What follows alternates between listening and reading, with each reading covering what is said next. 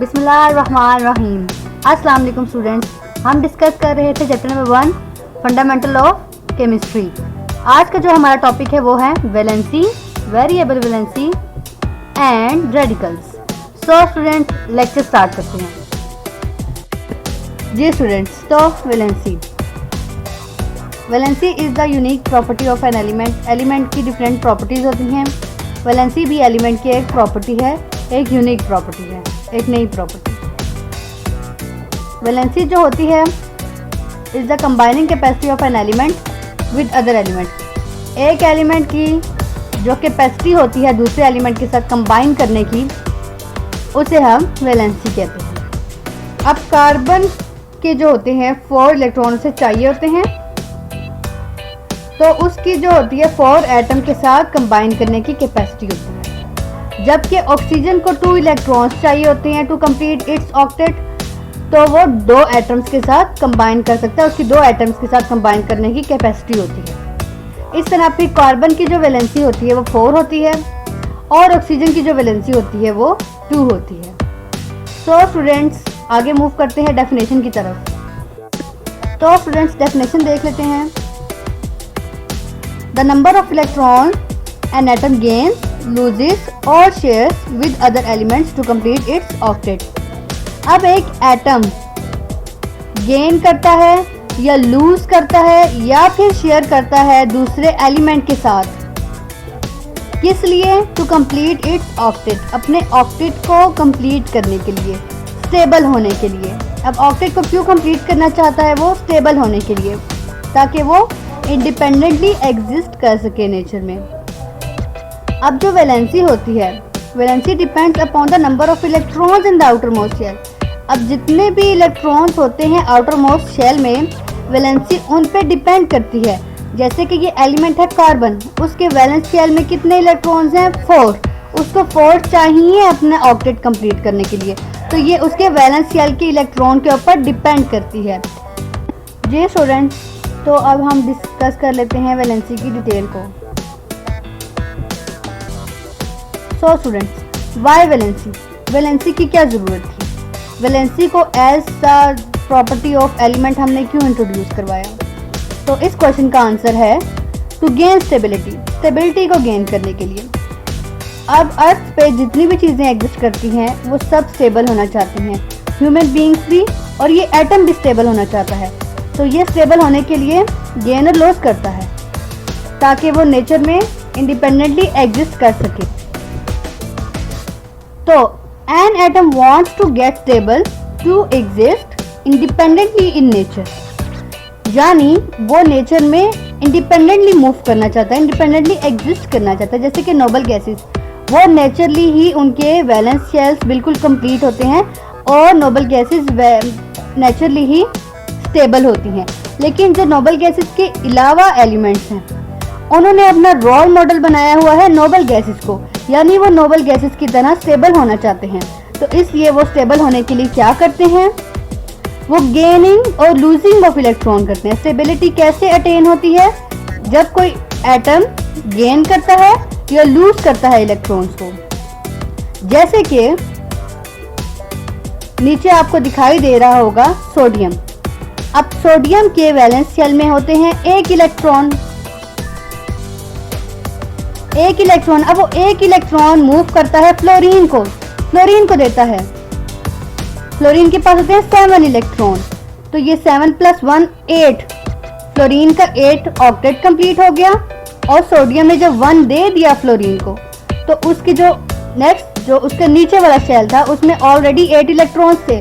तो इस तरह सोडियम का भी ऑक्टेट कंप्लीट हुआ और फ्लोरीन का भी ऑक्टेट कंप्लीट हुआ, और इन्होंने आपस में बॉन्डिंग कर ली। तो इस तरह से सोडियम भी स्टेबल हो गया, फ्लोरीन भी स्टेबल हो गया। अब ये दोनों जो हैं बॉन्डिंग करके नेचर में इंडिपेंडेंटली एग्जिस्ट कर रहे हैं, क्योंकि इन्होंने स्टेबिलिटी को अटेन कर लिया है। सो स्टूडेंट्स आगे डिस्कस करते हैं। ये students conditions for stability. Stability हासिल करने के लिए कौन कौन सी कंडीशंस चाहिए होती हैं? कंप्लीशन ऑफ ऑक्टेट, मतलब 8 इलेक्ट्रॉन होने चाहिए वैलेंस शेल में, तब ही कोई एटम स्टेबल होगा तभी उसको हम कह सकते हैं कि इसने स्टेबिलिटी अचीव कर ली है। या फिर कंप्लीशन ऑफ डुप्लेट, मतलब किसी भी एटम के वैलेंस शेल में 2 इलेक्ट्रॉन्स होने चाहिए, तभी हम उसे कह सकेंगे कि ये स्टेबल है, इसने स्टेबिलिटी अचीव कर ली है।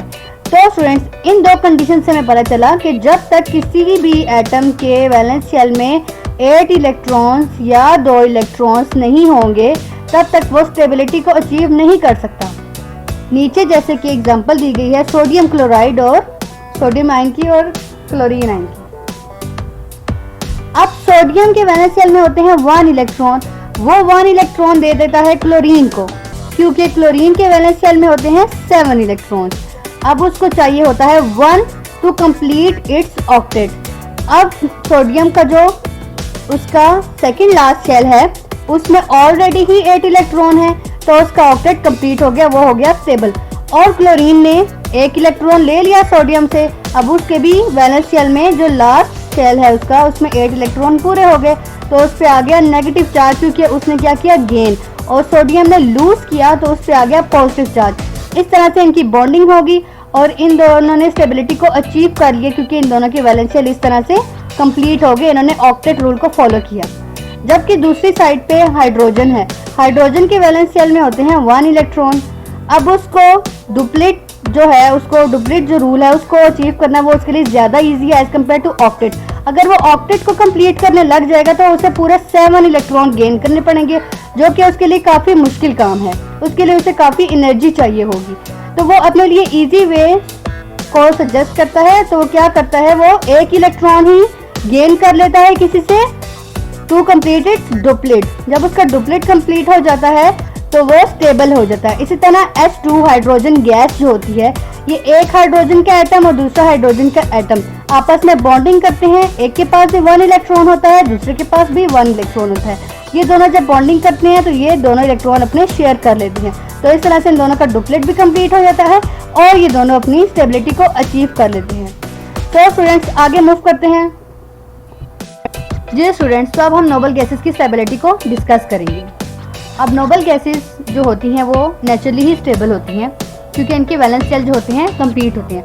अब आपसे ये क्वेश्चन पूछा जा सकता है कि why noble gases have no valency, तो इसका आंसर ये होगा, noble gases have their valence shell complete, उनकी जो वैलेंस शेल होते हैं कंप्लीट होते हैं, या उनकी ऑक्टेट जो रूल होता है उसको फॉलो कर रहे होते हैं, या डुप्लेट रूल को फॉलो कर रहे होते हैं। नेचुरली वो कंप्लीट होते हैं, that's why they are stable, इस वजह से वो स्टेबल होते हैं, and they have no valency, और इसी वजह से उनकी वैलेंसी भी नहीं होती।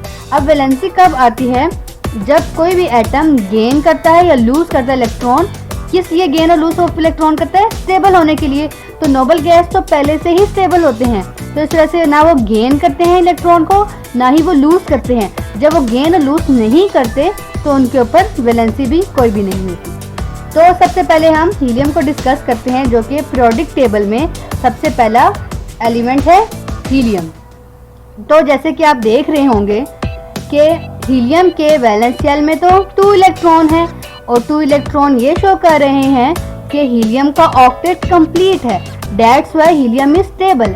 अब जो बीच में आपको रेड कलर के बॉल्स और ब्लू कलर के बॉल्स नजर आ रहे हैं, तो ये प्रोटॉन और न्यूट्रॉन को शो कर रहे हैं, जो कि एटम के न्यूक्लियस के अंदर प्रेजेंट होते हैं। तो हीलियम के 2 ही प्रोटॉन होते हैं और 2 ही न्यूट्रॉन होते हैं, जिसकी वजह से वो देखें उसका एटॉमिक मास 4 होता है।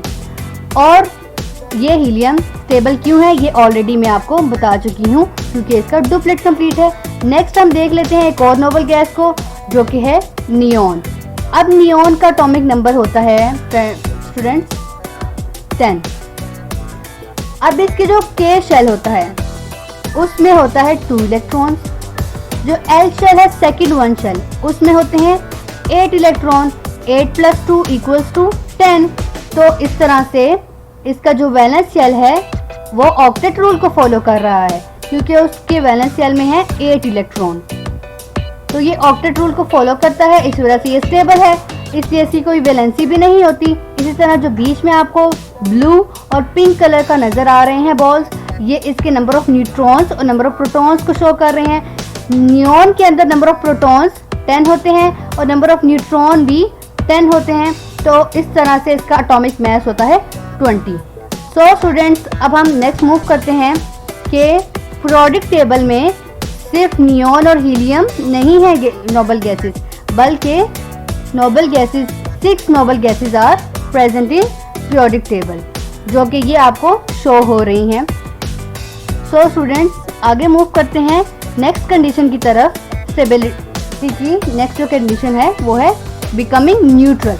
अब बिकमिंग न्यूट्रल का क्या मतलब है कि जब पॉजिटिव चार्ज जो होता है वो इक्वल हो जाता है नेगेटिव चार्ज के, तो ये एक दूसरे के इफेक्ट को कैंसिल कर देते हैं, तो उनके ऊपर कोई चार्ज नहीं होता, न्यूट्रल हो जाते हैं। जो स्टेबल एटम्स होते हैं, आप कोई भी स्टेबल एटम देखें तो उसके ऊपर कोई भी चार्ज नहीं होगा, क्योंकि वो स्टेबल हो चुका होगा, वो एक दूसरे के इफेक्ट को कैंसिल कर देते हैं। जैसे कि पहले वीडियो में मैंने आपको अभी पीछे एग्जांपल दी NaCl की, तो सोडियम जो है उसके वैलेंस शेल में 1 इलेक्ट्रॉन होते हैं, तो वो जब दे देता है वो स्टेबल हो जाता है। क्लोरीन उसके 1 गेन कर लेता है, ऑक्टेट उसका कंप्लीट हो जाता है।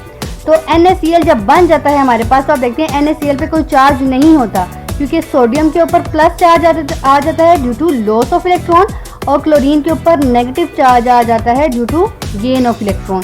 तो इसकी वजह से ये प्लस माइनस जो होते हैं एक दूसरे के इफेक्ट को कैंसिल कर देते हैं, तो इस वजह से ये न्यूट्रल जो होता है हमारे पास एक कंपाउंड बन जाता है। तो जो स्टेबल एटम्स होते हैं वो न्यूट्रल भी होते हैं, ये भी उनकी स्टेबिलिटी की एक कंडीशन है। सो स्टूडेंट्स, अब आगे हम देखते हैं कि वैलेंसी को हम डिटरमाइन कैसे करते हैं एलिमेंट्स के अंदर। जी students, how valency is determined in elements. Elements में हम वैलेंसी को कैसे डिटरमाइन करते हैं देख लेते हैं एग्जांपल की मदद से। जैसे कि कार्बन। अब कार्बन जो है एक एलिमेंट है, उसका एक एटम हम डिस्कस कर रहे हैं यहाँ पर, जिसके वैलेंस शेल में है 4 इलेक्ट्रॉन। अब इसे 4 इलेक्ट्रॉन चाहिए, मतलब इसकी कैपेसिटी है कि वो 4 एटम्स के साथ कंबाइन कर सकता है। मतलब ये इसमें कैपेसिटी है कि ये किसी और 4 एटम, किसी और एलिमेंट के जो हैं 4 एटम्स के साथ ये कंबाइन करके अपने आप को स्टेबल कर सकता है। तो वो 4 एटम जो हैं हम लेंगे हाइड्रोजन के। सो स्टूडेंट्स, अब इनकी बॉन्डिंग्स हम देख लेते हैं, जो कि ये बना रहा है CH4। अब ये कैसे बनता है देखिए स्टूडेंट्स, ये हाइड्रोजन है। अब हाइड्रोजन का था यहाँ पर आपने देखा 1 इलेक्ट्रॉन, ठीक है। अब ये 2 कैसे आ गए? अब इसने कार्बन का जो ये वाला इलेक्ट्रॉन था ना, ये वाला, ये इसने ले लिया और इसके साथ शेयरिंग कर ली, और ये जो हो गया इसका डुप्लेट कंप्लीट हो गया। इसी तरह ये जो हाइड्रोजन है, इसका जो ये 1 इलेक्ट्रॉन था, इसने अपना इस इलेक्ट्रॉन के साथ, कार्बन के इस इलेक्ट्रॉन से शेयरिंग कर ली और अपना डुप्लेट कंप्लीट कर लिया। इसी तरह इस हाइड्रोजन के इलेक्ट्रॉन के साथ भी हुआ, और इस इलेक्ट्रॉन ने भी इसके साथ और इसके साथ शेयरिंग की, और इस तरह से इन चारों हाइड्रोजन ने अपना डुप्लेट कंप्लीट कर लिया। जबकि ये जो कार्बन है, कार्बन का अब क्या होगा? कार्बन के वैलेंस शेल में 4 इलेक्ट्रॉन थे। अब ये जो इसी कैपेसिटी थी कि ये 4 एटम के साथ कंबाइन करे, 4 + 4 = 8। अब इसने इस हाइड्रोजन का 1 इलेक्ट्रॉन अपने साथ कंबाइन किया, इस वाले का भी और इसी तरह इन दोनों का भी, और ये इसके 4 इन एटम्स के, हाइड्रोजन के एटम्स के 4 इलेक्ट्रॉन मिले और कार्बन के 4 इलेक्ट्रॉन मिले, और इस तरह से कार्बन का ऑक्टेट कंप्लीट हो गया। और जिस तरह से मैंने भी आपको एक्सप्लेन किया है कि हाइड्रोजन का भी इस तरह डुप्लेट कंप्लीट हुआ है। अब हम देखते हैं स्टूडेंट्स इनकी वैलेंसी को। जी स्टूडेंट्स, अब हम देख लेते हैं कार्बन की वैलेंसी और हाइड्रोजन की वैलेंसी। तो स्टूडेंट देखते हैं, कार्बन जो है उसने क्या किया था, उसकी कैपेसिटी थी कि वो 4 इलेक्ट्रॉन्स 4 एटम्स के साथ कंबाइन करके अपना आपको स्टेबल कर सकता था। तो उसकी वैलेंसी हो गई 4, क्योंकि उसकी कंबाइनिंग कैपेसिटी 4। जबकि हाइड्रोजन जो है, हाइड्रोजन के वैलेंस शेल में थे 1 इलेक्ट्रॉन और उसने अपना डुप्लेट कंप्लीट करना था, तो उसकी कंबाइनिंग कैपेसिटी थी कि वो किसी भी एटम के साथ, किसी एक एटम के साथ कंबाइन कर सकता था, 1 इलेक्ट्रॉन ले सकता था। इसलिए हाइड्रोजन की वैलेंसी होगी 1 और कार्बन की होगी 4। सो स्टूडेंट्स, आगे मूव करते हैं। तो स्टूडेंट्स, अब हम डिस्कस करते हैं वैलेंसी इन कंपाउंड्स कि कंपाउंड्स की वैलेंसी हम कैसे डिटरमाइन कर सकते हैं। पहले तो हमने पढ़ा कि एलिमेंट्स की वैलेंसी, एलिमेंट्स के एटम जो होते हैं उनकी वैलेंसी हमने देख ली कि एलिमेंट्स की वैलेंसी को हम कैसे से डिटरमाइन कर सकते हैं। अब हम देखते हैं कि कंपाउंड्स की जो वैलेंसी होती है वो हमें कैसे पता लगती है, वो हम कैसे पता लगाते हैं। जैसे कि मैंने अपने प्रीवियस लेक्चर में कंपाउंड्स की टाइप डिस्कस की थी, covalent compound and ionic compound. तो सबसे पहले हम डिस्कस कर लेते हैं valency in covalent compound. The number of bonds formed by an atom of the element is valency of covalent compound. क्या मतलब है इसका? अब कोवलेंट कंपाउंड जब बनता है तो जो कंपाउंड होता है उसमें जितने भी नंबर ऑफ बॉन्ड्स प्रेजेंट होते हैं, जो बॉन्ड क्या होती हैं, जो कि एटम जब शेयरिंग करता है तो उसके नतीजे में हमारे पास बॉन्ड्स बनते हैं उन दो एटम्स के दरमियान। तो अब जो कोवलेंट कंपाउंड्स में जो जितने भी नंबर ऑफ बॉन्ड्स प्रेजेंट होते हैं किसी भी कंपाउंड में, कोई भी कोवलेंट कंपाउंड ले लें, तो वो नंबर ऑफ बॉन्ड्स जो है ना वो क्या करते हैं, वो उस कंपाउंड की वैलेंसी को डिटरमाइन करते हैं। ओके स्टूडेंट्स, नेक्स्ट हम मूव करते हैं एग्जाम्पल्स की तरफ। कि एग्जाम्पल में आपको बताती हूँ कि किस तरह से आप पता चलेगा वैलेंसी ऑफ कोवलेंट कंपाउंड। जैसे कि स्टूडेंट्स अब देख रहे हैं आप HCl की हाइड्रोक्लोरिक एसिड। अब हाइड्रोजन और क्लोरीन के दरमियान क्या है, कोवलेंट बॉन्ड, इन दोनों में शेयरिंग हो रही है। इनके दरमियान कितना नंबर ऑफ बॉन्ड्स प्रेजेंट है, एक ही नंबर ऑफ बॉन्ड प्रेजेंट है, तो इनकी वैलेंसी होगी, इस कंपाउंड की वैलेंसी है 1। नेक्स्ट एग्जांपल की तरफ मूव करते हैं।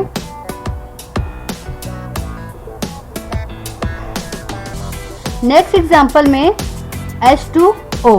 अब इसमें क्या है कि इसमें नंबर ऑफ बॉन्ड्स कितने हैं स्टूडेंट्स? जी बिल्कुल सही कहा आपने, 2 नंबर ऑफ बॉन्ड्स हैं। तो इस तरह से H2O की वैलेंसी होगी 2। Next example, last one example हम देखते हैं, वो है CH4 जो कि अभी डिस्कस भी किया हमने। तो इसमें नंबर ऑफ बॉन्ड्स कितने हैं स्टूडेंट्स? इसमें नंबर ऑफ बॉन्ड्स देखिए स्टूडेंट्स, बिल्कुल इसमें नंबर ऑफ बॉन्ड्स है 4, तो इसलिए इनकी वैलेंसी क्या है 4। CH4 की वैलेंसी 4 है। सो स्टूडेंट्स इसी तरह the valency of chlorine, oxygen and carbon is 1, 2 and 4।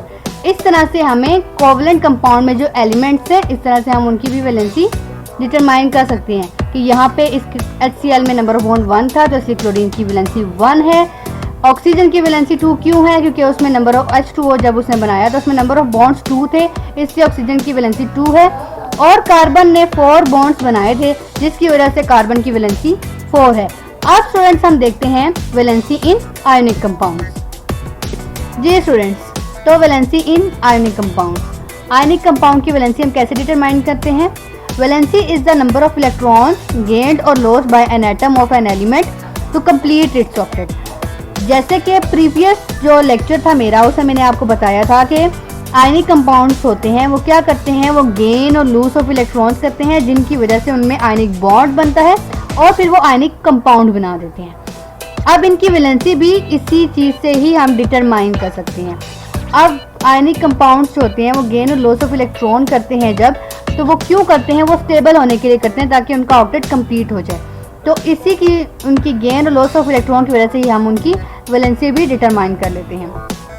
So students, जो elements having less than 4 electrons in their valence shell prefer to lose the electron to complete their octet. Students, जो atoms जिनके valence shell में 4 से कम electron होते हैं तो वो prefer करते हैं कि वो लूज करें इलेक्ट्रॉन।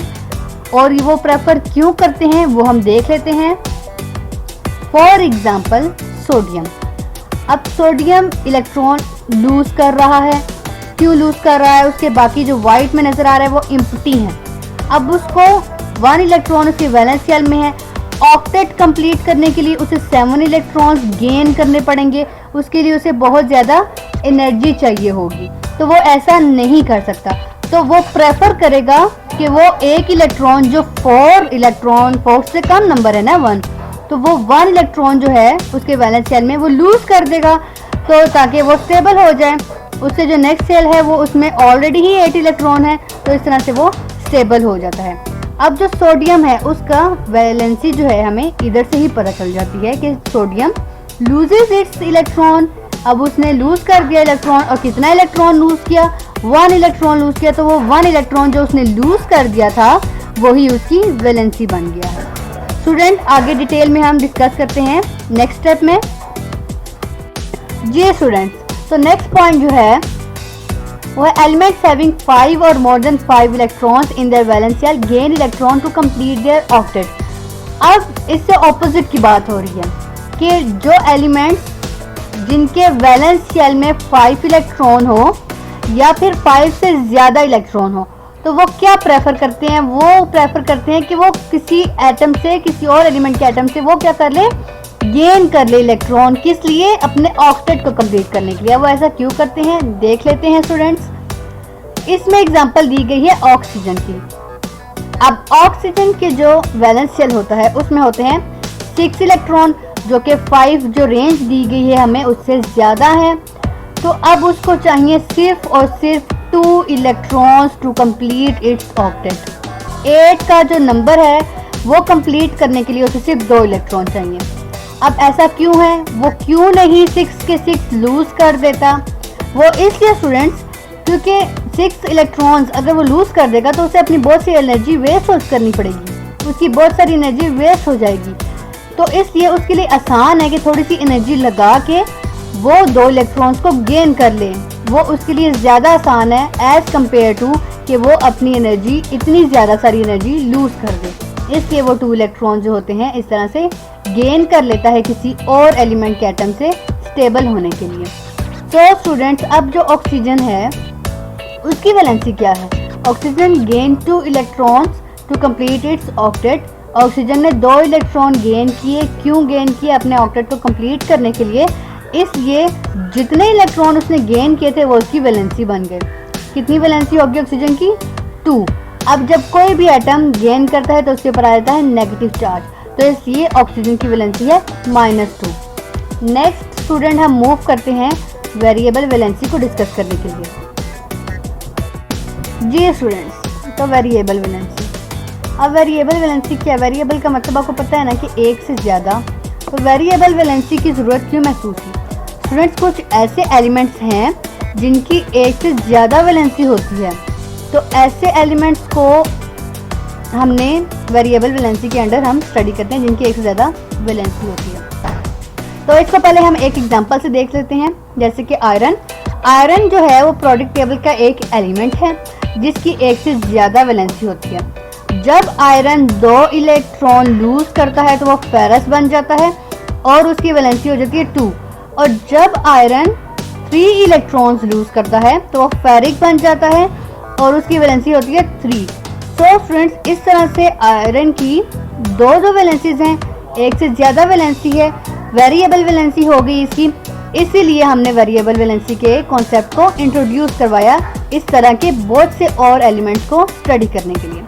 तो स्टूडेंट्स अब हम इसकी प्रॉपर एक एग्जांपल देख लेते हैं, जैसे कि फेरस सल्फेट। मैंने जैसे कि अभी आपको बताया कि जब एक ही आयरन जो था उसने जब 2 इलेक्ट्रॉन्स लूज किए, उसके ऊपर जो था चार्ज आ गया +2 का, तो उसकी वैलेंसी थी 2 की और फेरस सल्फेट बन गया वो, ठीक है। जबकि दूसरी तरफ जब आयरन ने 3 इलेक्ट्रॉन्स को लूज किया तो फिर क्या हुआ? उसकी वैलेंसी हो गई 3 और उसने बना दिया फेरस सल्फेट। स्टूडेंट एक इम्पॉर्टेंट बात हम नीचे डिस्कस करते हैं कि जनरली जो हम लोग वेरिएबल वैलेंसीज होती हैं एलिमेंट्स के, उनको हम लैटिन या ग्रीक नेम में उन एलिमेंट्स को हम लोग डिस्कस करते हैं, लेकिन उनके एंड के जो नेम्स हैं हम उनको मॉडिफाई कर देते हैं OUS और IC की। जिन एलिमेंट्स की जो एक से ज़्यादा वैलेंसी होती है, अब उनकी जो वैलेंसी कम जो वैलेंसी होती है, लोअर वैलेंसी होती है, उसके जो नाम होते हैं, जो नेम होता है उनका लैटिन में है या ग्रीक में, उस नेम के एंड में हम OUS लगा देते हैं। जबकि उसी एलिमेंट की जो हायर वैलेंसी होती है उसको अगर हम नेमिंग दें तो उसके नेम के एंड में हम IC लगा देते हैं। तो स्टूडेंट्स अब हम रेडिकल को डिस्कस कर लेते हैं। जी स्टूडेंट्स, रेडिकल्स। अब रेडिकल्स क्या होते हैं? रेडिकल को डिस्कस कर लेते हैं। A radical is the group of atoms that has some charge। अब रेडिकल जो होता है वो असल में एक एटम्स का ग्रुप होता है जिसमें बहुत सारे एटम्स होते हैं, एक से ज़्यादा एटम, दो से ज़्यादा एटम्स होते हैं, उन पूरे एटम का जो ग्रुप होता है उसके ऊपर कोई चार्ज होता है। वो चार्ज पॉजिटिव भी हो सकता है, वो चार्ज नेगेटिव भी हो सकता है। आपको किसी भी एटम के ग्रुप के ऊपर कोई चार्ज नज़र आए तो आप पहचान लें कि ये रेडिकल है। अब हम इसकी एग्जांपल देख लेते हैं। जैसे कि ये नीचे आपको कार्बोनेट की एग्जांपल दी हुई है। अब देखें, इसमें ग्रुप ऑफ एटम्स हैं। कार्बन एक एटम, ऑक्सीजन का एक एटम, ऑक्सीजन का ही सेकंड एटम और ऑक्सीजन का थर्ड एटम, ये टोटल 4 एटम्स हो गए, मतलब 2 से ज़्यादा। ऑक्सीजन के ऊपर नेगेटिव चार्ज है, तो इस होल के ऊपर जो होता है कार्बोनेट के ऊपर चार्ज होता है नेगेटिव। नेक्स्ट हम एग्जांपल देखते हैं अमोनियम की। अब इसमें स्टूडेंट्स क्या होता है, NH4। अब नाइट्रोजन की कैपेसिटी होती है कि वो 3 के साथ ही बॉन्डिंग करता है। 3 के साथ बॉन्डिंग करने से उसका जो होता है ऑक्टेट कंप्लीट हो जाता है, ठीक है। इसकी वैलेंस शेल में 5 इलेक्ट्रॉन होते हैं। अब इसके पास होते हैं 2 लोन पेयर। अब एक हाइड्रोजन आके इसके साथ कंबाइन कर जाता है, इसके लोन पेयर के साथ कंबाइन करता है, तो इस वजह से इस पूरे होल के ऊपर जो है, ये पूरा ग्रुप ऑफ एटम है, इसके ऊपर पॉजिटिव चार्ज आ जाता है। सो स्टूडेंट्स, ये था आज का हमारा लेक्चर, जिसमें हमने वैलेंसी पढ़ी, वेरिएबल वैलेंसी को स्टडी किया और रेडिकल्स को स्टडी किया। उम्मीद करते हैं कि आज का लेक्चर आपको पसंद आया होगा। आपसे मुलाकात होती है नेक्स्ट लेक्चर में, तब तक के लिए अल्लाह हाफिज़।